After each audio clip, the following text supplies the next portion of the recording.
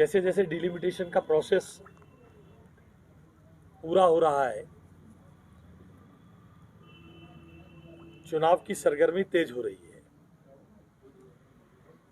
और बहुत सारे लोग, विभिन्न राजनीतिक विचारधाराओं के लोग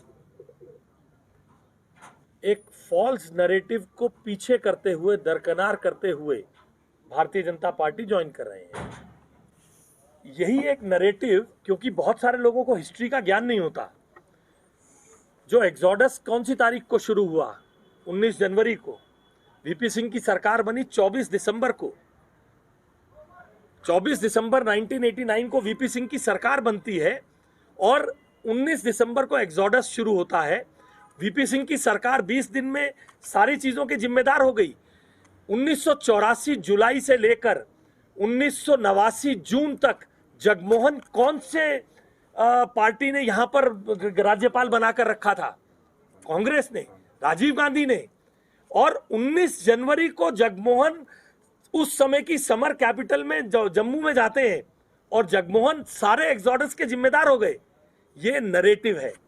आज जनवरी के दिन वो यहाँ पर श्रीनगर में थे। श्रीनगर में 19 जनवरी को 19 जनवरी को यहाँ पर नई सड़क में 19 जनवरी को करीब 100 लोग जो है मारे गए थे। 19 जनवरी को उन्होंने जम्मू में पहले पहुंचे। 20 जनवरी को हुआ 19 जहां तो एक दिन में जगमोहन बीजेपी के नहीं हो गए ना। 84 से लेके 89 के शुरू तक कांग्रेस ने उन्हें यहां पर राज्यपाल के रूप में रखा और 24 दिसंबर 22 दिसंबर 1989 और 1990 की 27 दिन में वीपी सिंह की सरकार यहां के हर चीज की जिम्मेदार हो गई। उसको बीजेपी का सपोर्ट था। इसलिए ये नैरेटिव है अपने कर्मों को छुपाने के लिए। उस समय के इतिहास को मैं डिबेट में नहीं जाना चाहता हूं, क्योंकि जितना खोलेंगे उसमें 4 बातें ऐसी होती हैं। मैं इस बात को पक्का कह सकता हूं कि कहीं का भी समाज हो, चाहे कश्मीरी मुसलमान हो या कश्मीरी पंडित हो, वो दोनों समाज, दोनों लोग मिलकर रहना चाहते हैं। मगर जो लोग आज तक पाकिस्तान के लिए यहां पर बल्लेबाजी करते हैं, पाकिस्तान के से बात करने का, पाकिस्तान के आधार पर जम्मू कश्मीर को चलाने की बात करते हैं, वही लोग इसके लिए रिस्पॉन्सिबल हैं। तो सर, आपने कहा कि पुरानी बातें खोदने से क्या मतलब है आपका? तब तो ये राजनीति भी हो रही थी कि आपके ही एक प्रधानमंत्री श्री अटल बिहारी वाजपेयी जी जो एचएम से मिले थे, हुर्रियत से मिले थे। आपकी राजनीति क्यों अलग है? जैसे मैंने गोल साहब से भी क्वेश्चन किया था, लेकिन आप तभी आए तो हमने सोचा आप ही से क्वेश्चन करें। देखिए, एक डिप्लोमेटिक चैनल्स पे बात करना और एक आदमी का ये कहना कि मैंने इतनी हत्याएं की हैं। अभी कल परसों टाइम्स नाउ पे वो सब के डिबेट्स खुल गए हैं। टाइम्स नाउ पे उन सब की बात आ रही है कि हम लोग तो पॉलिटिकल एक्टिविस्ट थे, अगर हम जस्टिफाइड नहीं थे तो हमें प्रधानमंत्री ने क्यों बुलाया। भारतीय जनता पार्टी की किसी भी सरकार की ये खुली नीति रही है। अटल बिहारी वाजपेयी जी के राज में, अटल बिहारी वाजपेयी जी जब आज तक तो सभी लोग इस स्टेटमेंट में, आपके इस प्रश्न से पहले तो हर राजनीतिक दल का आदमी अटल बिहारी वाजपेयी जी की कश्मीरियत की बात करता था। और आज अटल बिहारी वाजपेयी जी क्योंकि यहां नहीं है, इसलिए उस पर सच्चाई सामने आ रही है, इसलिए बातों को घुमाने का प्रयास किया जा रहा है। भारतीय जनता पार्टी ने हर चैनल को खोलकर हर चीज में यहां के अमन और शांति को रखने का प्रयास किया है। तभी अटल जी ने कश्मीरियत की बात की थी, और वो कश्मीरियत की बात जो की जाती है वो यहाँ के स्टेक होल्डर्स के लिए है।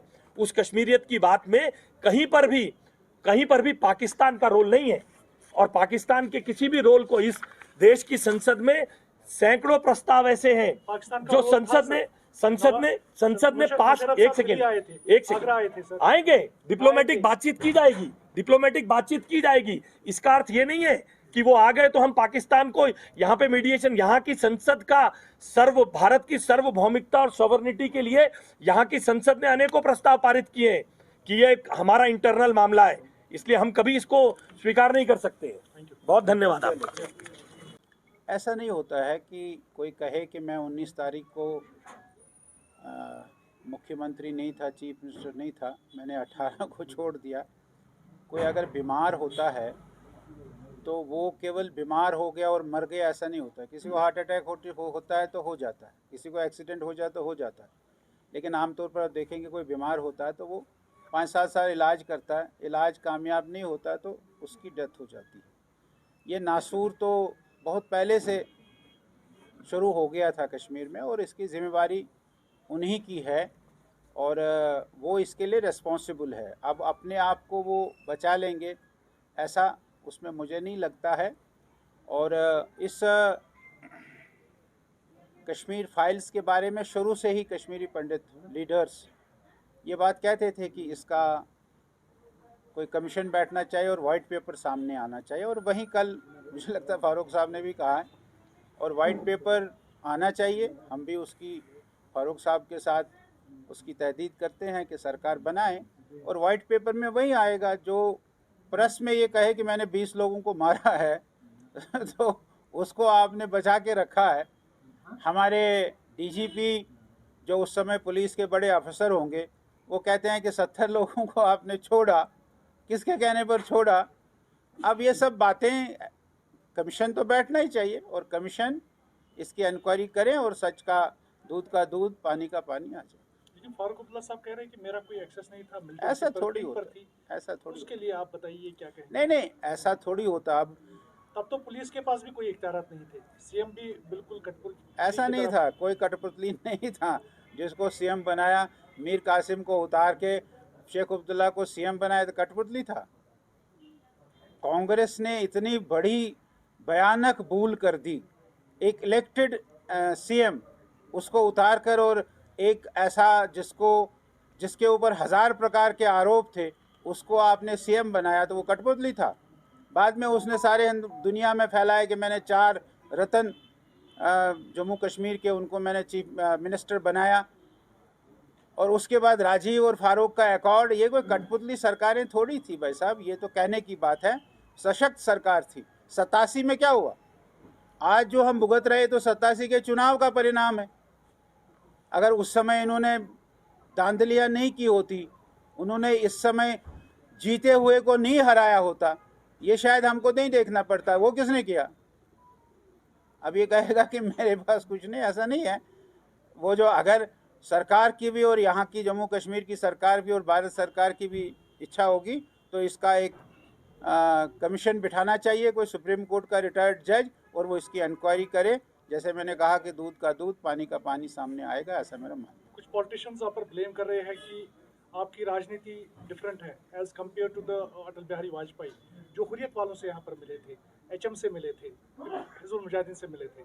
आपकी नीति अलग क्यों है? ऐसे ब्लेम्स कुछ पॉलिटिशियंस। नहीं, पार्टी ने एक, अभी आएंगे हमारे आशीष जी, उनसे ये सवाल करेंगे तो वो जवाब देंगे आगे।